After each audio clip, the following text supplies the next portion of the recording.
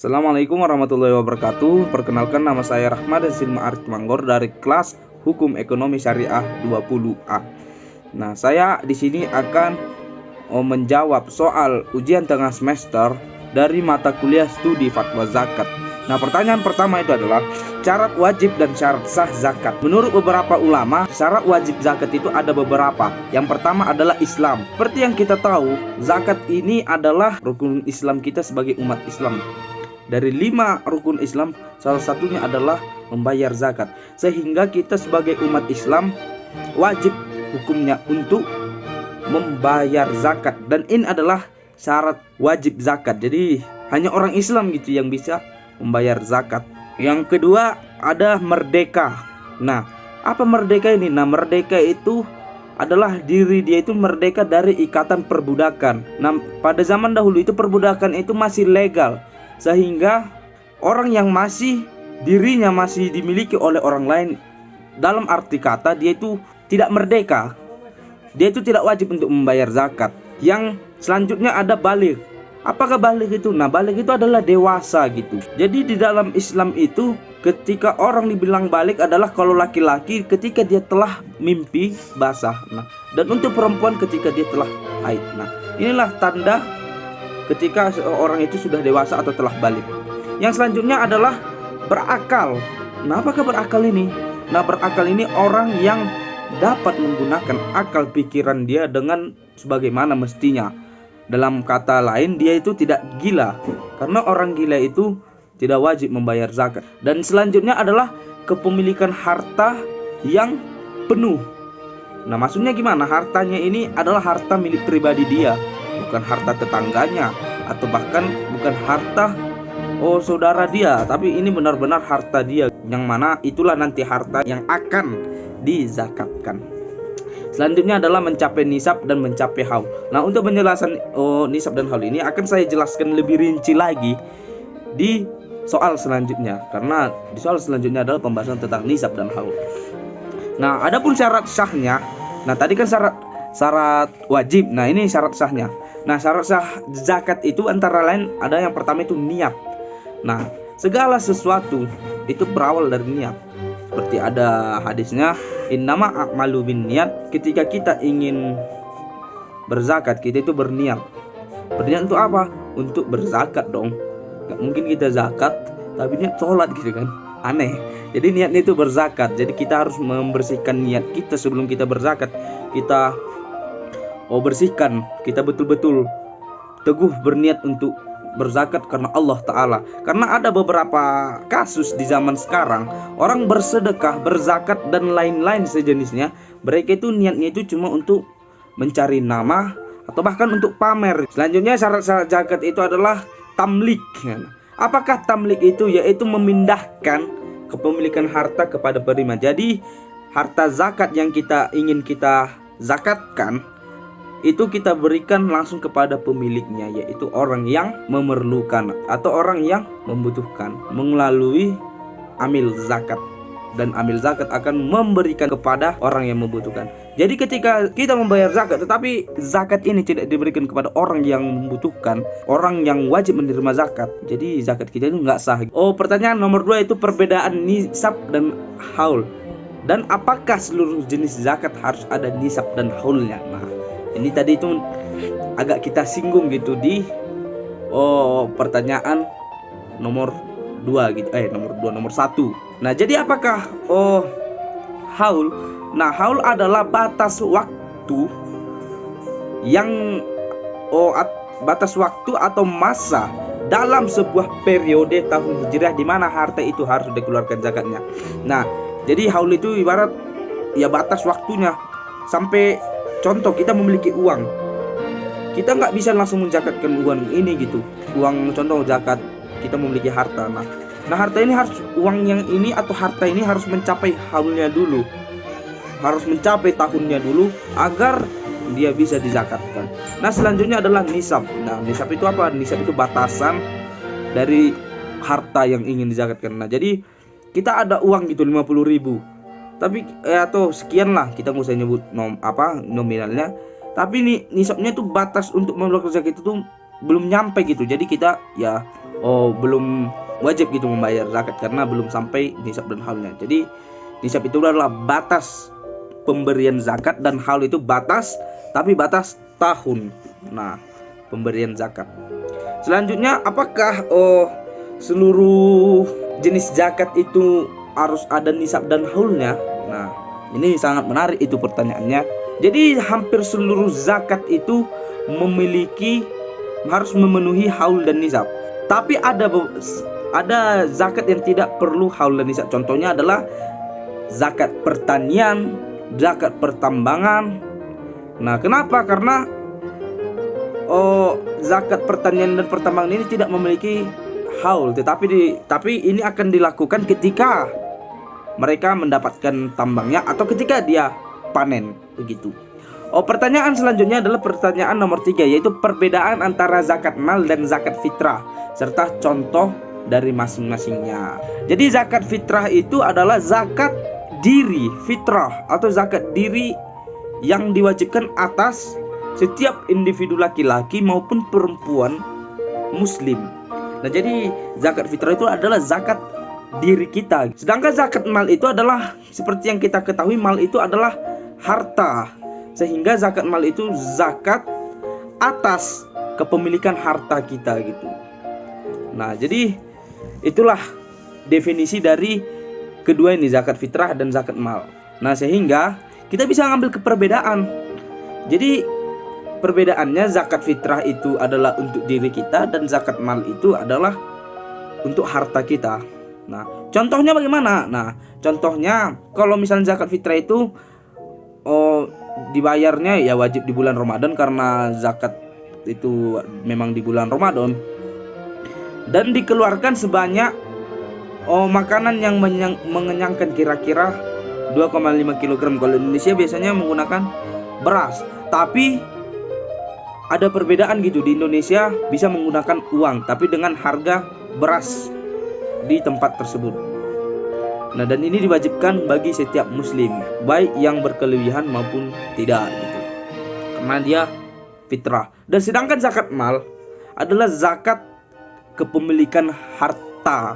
Jadi ini diwajibkan bagi orang-orang yang memang udah merdeka gitu, ya seperti tadi, yang telah memenuhi syarat wajib zakat serta memiliki harta yang telah sempurna.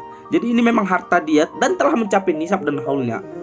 Nah, jadi ini adalah untuk membersihkan harta gitu. Harta dia itu dibersihkan melalui zakat, karena ada beberapa itu faedah zakat itu ya 2,5% dari harta kita itu ada hak milik orang lain. Dan ini ditunaikan tergantung kepada besaran yang telah ditentukan dalam ilmu fikih. Jadi dari 2,5% harta kita tersebut. Nah, jadi itulah perbedaan zakat fitrah dan zakat mal. Oke, selanjutnya ke pertanyaan nomor 4, yaitu berapakah wajib membayar zakat fitrah dan berapa ukuran satu sa', dan apakah boleh membayar zakat fitrah dengan uang. Menurut Badan Amil Zakat Nasional Indonesia, zakat fitrah dapat dibayarkan dengan 3,5 liter atau 2,5 kg beras atau makanan pokok. Jadi segitulah nominal yang harus dibayar untuk zakat fitrah. Dan berapakah dan untuk pertanyaan selanjutnya, berapakah jumlah satu sa'? Nah, ada beberapa ulama berpendapat bahwasanya satu sa' itu ada yang mengatakan bahwasanya sama dengan 2,7 kg atau sama dengan 4 mud. Sedangkan menurut mazhab Syafi'i, satu sa' itu sama dengan 2,75 kg. Jadi ada beberapa pendapat, intinya satu sa' itu 2,7 sekian kilogram begitu. Terus bagaimana jika zakat fitrah ini kita tidak membayar dengan beras tapi kita uangkan gitu? Menurut Badan Amil Zakat Nasional itu diperbolehkan, yaitu dengan membayar dengan seharga 3, liter beras di daerah tersebut gitu ya. Cuma ada beberapa ulama juga berpendapat itu tidak boleh gitu menggunakan uang, cuma ada ulama yang membolehkannya. Jadi itu tergantung kita mau memilih yang mana. Pertanyaan selanjutnya yaitu nomor 5, jelaskan jenis-jenis zakat mal. Zakat mal yang ada dalam Al-Quran dan zakat mal yang kontemporer. Nah, macam-macam zakat mal itu contohnya adalah hewan ternak gitu. Nah, hewan ternak itu kan termasuk harta, dan hewan ternak itu ya meliputi semua jenis hewan yang diternakkan, Semisal kalau di Indonesia kita sering melihat ternak sapi, ternak kambing, kerbau, domba, dan lain-lain. Nah selanjutnya apa lagi? Nah selanjutnya itu zakat pertanian. Nah hasil-hasil tani ini itu termasuk harta, sehingga hasil tani ini termasuk zakat mal. Selanjutnya apa? Zakat emas dan perak. Nah, jadi emas dan perak ini juga memiliki zakatnya. Bentuk emas ini bisa terserah gitu. Intinya dia mengandung emas dan mengandung perak, itu sudah termasuk zakat. Dia harus terkena zakat, tapi ya harus nyampe nisab dan haulnya gitu. Mau itu bentuk batangan, mau bentuk cincin perhiasan, atau mau bentuk seperti zaman sekarang ada yang koin-koin yang biasa kita digunakan untuk investasi jangka panjang, itu juga kena. Selanjutnya apa? Harta perniagaan. Nah harta perniagaan ini bagaimana? Nah harta perniagaan ini harta yang diperuntukkan untuk diperjualbelikan dalam berbagai jenis, baik itu berupa barang dagangan, pakaian, makanan, perhiasan, dan lain-lain. Nah jadi itu termasuk harta yang untuk dijual sama mereka gitu. Nah jadi ini termasuk zakat mal. Selanjutnya adalah zakat barang temuan. Nah mungkin kita jalan gitu ketemu harta karun, nah ini termasuk zakat mal. Terus ada juga zakat mal kontemporer. Itu ada karena seiring berkembangnya zaman gitu. Nah jadi ada zakat profesi, zakat hasil tambang, zakat perusahaan, zakat saham, dan lain-lain. Terus zakat mal di dalam Al-Quran bagaimana?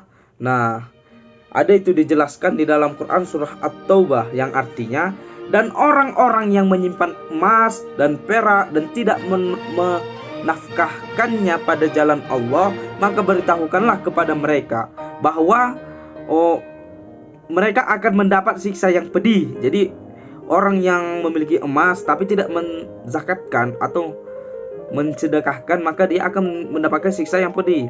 Nah pada hari dipanaskan, jadi emas ini dipanaskan, emas dan perak itu dipanaskan di dalam neraka jahanam. Lalu dahi dan lambung dan punggung mereka dibakar dengannya. Lalu dikatakan kepada mereka, inilah harta bendamu yang dulu kamu simpan untuk dirimu sendiri, maka rasakanlah sekarang akibat dari apa yang kamu simpan itu. Nah jadi begitu teman-teman. Jadi dalam Quran surah At-Taubah ini dijelaskan orang yang tidak membayar zakat mal akan terkena hukuman di api neraka jahanam dengan hukuman emas atau harta-harta yang dipendam dia itu dibakar, lalu dilelehkan di jidat, di punggung, sampai di lambung mereka. Lalu Allah berkata, inilah harta bendamu yang kamu simpan untuk dirimu sendiri, maka rasakanlah sekarang akibat dari apa yang kamu simpan ini. Nah selanjutnya adalah bagaimana cara menghitung emas, zakat perak, dan zakat uang gitu. Nah cara menghitung zakat emas itu, jadi contohnya saya itu memiliki emas dengan berat 200 gram. Nah kita contoh kalau dalam harganya 1 gram itu 700.000, maka dari 200 gram ini saya mendapatkan 140 juta. Bagaimana cara penghitungan untuk zakatnya? Nah jadi nisab zakat emas itu adalah 2,5% dalam haulnya 1 tahun gitu kan. Nah jadi 2,5% ini dikali sama 140 juta, karena 200 gram ini totalnya kalau diuangkan 140 juta. Nah sama dengan berapa? Nah sama dengan 3,5 juta. Nah 3,5 juta inilah zakat yang harus saya keluarkan. Nah begitu juga dengan perak, dikali sama 2,5% sama dikali harga perak. Contohlah harga perak itu 140 juta juga. Nah jadi sama 3,5 juta. Nah begitu juga dengan uang. Contoh saya punya uang 50 juta. 50 juta dikali berapa? 2,5% juga. 2,5% ini dikali 50 juta, dan itulah hasil yang akan saya gunakan untuk membayar zakat. Selanjutnya soal nomor 7 yaitu penjelasan tentang zakat surat-surat berharga, contohnya saham gitu. Contoh kasusnya itu sebelumnya besaran dari zakat surat berharga ini sama, yaitu 2,5%. Contohnya gimana? Contohnya saya memiliki 500.000 gitulah. Kita hitung 500.000 lembar saham di PT Indofood, dan harga nominalnya itu per lembar itu Rp5.000. Nah ternyata pada akhir tahun saya dari setiap lembar itu mendapatkan 300 keuntungannya gitu. Nah, jadi gimana cara menghitung zakatnya? Jadi 5.000 ini yaitu total total saham saya dikali 5.300, karena 5.300 kan saya kan 5.000 modal. Nah, 300 itu keuntungan saya. Jadi 500.000 dikali dengan 5.300 sama dengan kurang lebih 2,650 M. Nah, cara menghitung zakatnya yang mana? Nah, jika kali aja 2,5% kali 2,650 juta. Jadi sama dengan 66.750.000 lah kira-kira zakat yang akan saya keluarkan dari saham yang 500.000 lembar tadi. Nah, pertanyaan ke-8. Cuma saya akan melangkah ke pertanyaan 11, yaitu tentang zakat pertambangan. Nah, jadi ada keunikan dari zakat pertambangan ini, yang mana zakat pertambangan ini kita tidak perlu menunggu haul untuk membayar zakatnya. Tetapi kalau kita sudah mencapai nisabnya, maka kita telah diwajibkan untuk membayar zakat. Nah, contoh kasusnya bagaimana? Contoh, saya memiliki sebuah tambang emas dengan penghasilan bersih saya yaitu 1.000 gram. Nah, semisal harga 1 gram emas itu adalah 800.000. Jadi 1.000 gram dikali 800 sama dengan 800 juta. Nah, 800 juta. Nah, dikali jumlah zakat yang harus dikeluarkan berapa? Yaitu 2,5%. Nah, jadi zakat pertambangan itu sama 2,5%. Jadi 800 juta dikali 2,5% sama dengan 20 juta. Nah, 20 juta inilah jumlah yang harus saya zakatkan untuk zakat pertambangan. Nah, selanjutnya adalah penjelasan zakat profesi. Nah, bagaimana ke zakat profesi itu? Nah, zakat profesi itu adalah zakat yang dikeluarkan atas hasil kerja kita, hasil profesi pekerjaan kita.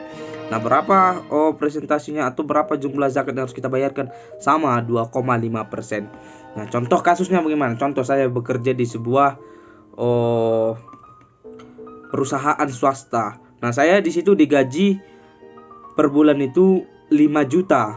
Nah, digaji 5 juta.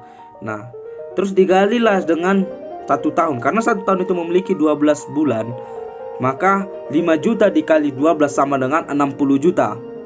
Nah, terus bagaimana cara menghitung? Jadi 60 juta inilah uang yang saya dari gaji saya itu selama setahun, 60 juta. Nah, cara menghitung zakatnya bagaimana, Karena zakatnya adalah besarnya 2,5%. Nah, maka kita kali dengan total hasil gaji kita selama 1 tahun, itu 60 juta. Jadi 2,5% dikali 60 juta sama dengan 1,500 juta.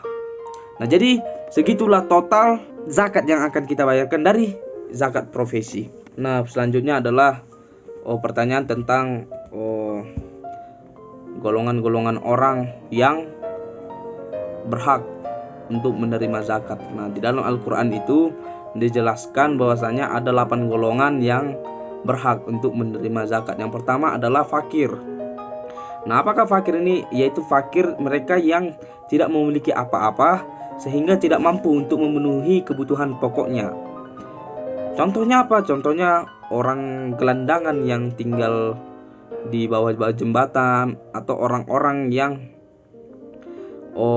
pemulung-pemulung yang tidak mampu untuk kehidupan makan dia dalam satu hari aja, dia tidak bisa untuk makan gitu, tidak mampu membiayai hidup dia sendiri. Nah, itulah fakir. Nah, selanjutnya apa? Yaitu miskin. Nah, miskin ini adalah mereka ini memiliki harta, tapi dia itu tidak bisa mencukupi dari hartanya itu tidak bisa mencukupi kehidupan dia gitu.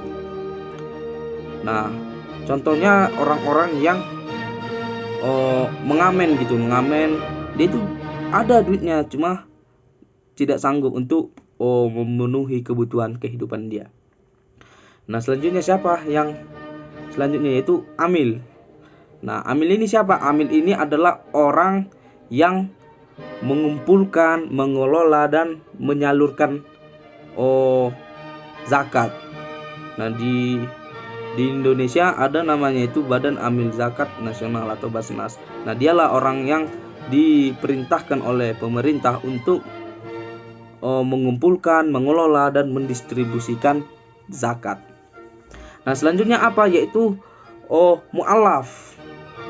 Nah, mu'alaf ini adalah mereka yang baru masuk Islam dan membutuhkan dorongan dan dukungan dari harta zakat, dari zakat. Sehingga orang-orang yang baru masuk sini merasa mereka itu dipedulikan gitu sama orang-orang muslim dengan adanya zakat ini. Nah, selanjutnya adalah hamba sahaya. Nah, hamba sahaya itu adalah budak. Nah, seperti tadi yang dijelaskan, budak itu adalah orang yang kehidupan dia masih terikat sama tuannya atau sama orang yang menguasai dia. Nah, tapi di zaman sekarang budak itu sudah tidak ada. Tetapi apabila mungkin di zaman kemudian di masa depan perbudakan ada lagi gitu, entah karena sebuah peperangan atau karena ada hal-hal yang membuat perbudakan ini ada lagi. Nah, kita sudah punya hukumnya gitu, bahwasanya budak ini tidak wajib membayar zakat dan mereka adalah termasuk golongan yang berhak menerima zakat. Nah, selanjutnya adalah orang yang berutang. Nah, mereka ini berhutang untuk kebutuhan hidup dia ya, bukan berhutang untuk main judi atau yang lain-lainnya, tapi berhutang memang terpaksa agar dia itu bisa hidup, bisa makan gitu. Nah, dia itu boleh menerima zakat. Selanjutnya adalah fisabilillah atau orang yang berjuang di jalan Allah. Nah, orang yang berjuang di jalan Allah berhak untuk mendapat zakat. Nah, contoh orang fisabilillah itu apa? Ya, itu yang berjihad di jalan berperang, dan orang yang menuntut ilmu. Orang yang menuntut ilmu juga disebut fisabilillah atau orang yang berjuang di jalan Allah. Nah, selanjutnya adalah ibnu sabil. Orang yang mengembara, berpergian jauh, seorang musafir. Nah, dia itu kehabisan bekal dalam perjalanan. Nah, tapi perjalanannya itu bukan sembarang perjalanan, tapi perjalanan atas ketaatan kepada Allah. Contoh, kalau zaman dulu kan belum ada tuh yang namanya pesawat. Jadi orang itu kalau naik haji tuh jalan kaki atau naik kuda. Nah, di perjalanan bekal dia habis. Nah, itu berhak untuk menerima zakat.